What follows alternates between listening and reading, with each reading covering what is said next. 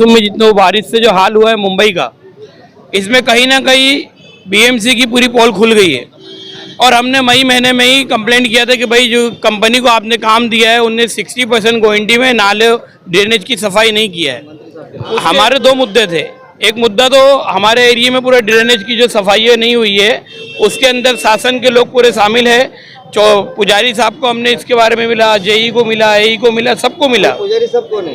पुजारी इधर के एचओडी है, हेड डिपार्टमेंट ऑफिसर है मेंटेनेंस के, उनको हमने 2 से 3 बार मिला। और आज हम लोधा साहब के पास में अपनी शिकायत लेकर के आए थे। सबसे अहम मुद्दा इसमें बच्चों का एजुकेशन का था।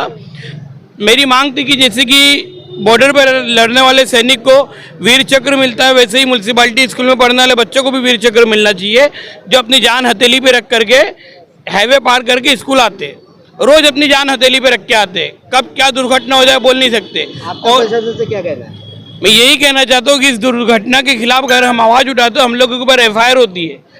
आतिफ भाई के ऊपर एफआईआर, मेरे ऊपर एफआईआर हुई, कई लोगों के ऊपर। किस वजह से हुई ये एफआईआर हुई? जो बच्चों की अपघात हुआ था, जो दुर्घटना में 4 लोगों की जान गई थी, हम लोगों ने उसके खिलाफ आवाज उठाया कि आपका यहाँ इंतजाम कुछ नहीं है, यहाँ लोगों को सहूलियत बेसिक मिलना चाहिए। ये बीएमसी और पुलिस अपनी नाकामी छुपाने के लिए लोगों के ऊपर एफआईआर करी है। अभी हमारी ये मांग है, जिन लोगों ने इस रिजल्टिंग के अंदर घोटाला किया है, अधिकारी जिनका पूरा इस बैग के अंदर नाम डाटा सब है, उन अधिकारियों के ऊपर एफआईआर होना चाहिए और उस कॉन्ट्रैक्टर के ऊपर एफआईआर। अधिकारियों का जो नाम है वो सब मैं आपको पब्लिश करूंगा। उसमें एई से लेके जेई हर कोई इसमें शामिल है। और पूरे मुंबई के अंदर 227 नगर सेवक है, लेकिन 227 में 222 ये मान चुके कि हम लोग एक्स और नेक्स हो गए। लेकिन हमारे गोइंडी के नगर सेवक ये मानने के लिए तैयार ही नहीं है कि ये नेक्स और एक्स हो गए। इनको अभी भी हर काम में दलाली चाहिए। ये दलाली की वजह से जो काम हुआ है नहीं हुआ है, ये सिर्फ दलाली की वजह से काम नहीं हुआ है। ये अपना टका अपना कमीशन ले लेते हैं और उसके बाद में तकलीफों का सामना लोगों को करना पड़ता है। सबको मालूम है, जो भी कॉन्ट्रैक्टर आता है ऊपर से लेके नीचे तक, मेंटेनेंस से लेकर के कारपोरेशन के पीए तक, हर किसी का टका बंधा होता है। कोई बोलने की बात नहीं, हर किसी को मालूम है और हर कोई जानता है कि इरशाद को इसकी बेबात बोलता है। हमें किसी का डर नहीं है। जो लोगों को बेसिक फैसिलिटी मिलना चाहिए उनकी, वो नहीं मिल रही है। क्यों नहीं मिल रही है? कि 30-30 टका बिलो भरा जा रहा है, टका 15% लिया जा रहा है। तो कहाँ से कॉन्ट्रैक्टर भी काम करे? चैनल के माध्यम से कि भाई इन लोगों के ऊपर उचित कार्रवाई होना चाहिए। और जो अधिकारी मेंटेनेंस डिपार्टमेंट, वार्ड एम इसका सबसे बस अगर कोई डिपार्टमेंट है तो मेंटेनेंस डिपार्टमेंट है। मेंटेनेंस डिपार्टमेंट के एई, जेई और इंगोले साहब जो वार्ड ऑफिसर अभी नए आए हैं, ये सारे लोग इसके जवाबदार हैं। बहुत सारे थे, समस्याओं का अंबार है गोंडी, मानपुर, शिवाजी नगर में, एमिस्ट वार्ड के अंदर। लेकिन जो हमारे पालक मंत्री सर जो आए थे यहाँ पर, अच्छा लगा वो आए थे, लेकिन उनको जिस तरह से सुनवाई करना चाहिए था उस तरीके से वो सुनवाई नहीं की। जैसा कि टाइम नहीं दे रहे थे लोगों को। एक इश्यू पे अगर कोई दूसरा आ गया है तो दूसरे को बोल रहे थे कि पहले हमने सुन लिया, आप जाओ।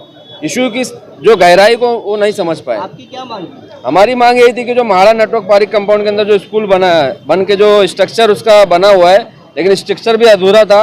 और सबसे बड़ी जो गलती उसमें थी कि वहाँ पर रोड नहीं था और बिना रोड के वो स्ट्रक्चर खड़ा कर दिया गया। तो हम उसके लिए आए थे। उसके बाद लोटस हेल्थ पोस्ट जो हमारा बंद पड़ा 3 साल से, कहा गया था कि कोई भी एक मुद्दा बोला जाए, तो उसमें से एक मुद्दे में आपने क्या मुद्दा चुना? जो मुद्दा हमारा जो सबसे बड़ा मुद्दा था वो था एजुकेशन का, कि वो सीबीएसई बोर्ड का जो स्कूल है वो चालू हो। क्योंकि अगर वो स्कूल चालू होगा 1000-1200 बच्चे वहाँ पर स्कूल पढ़ेंगे।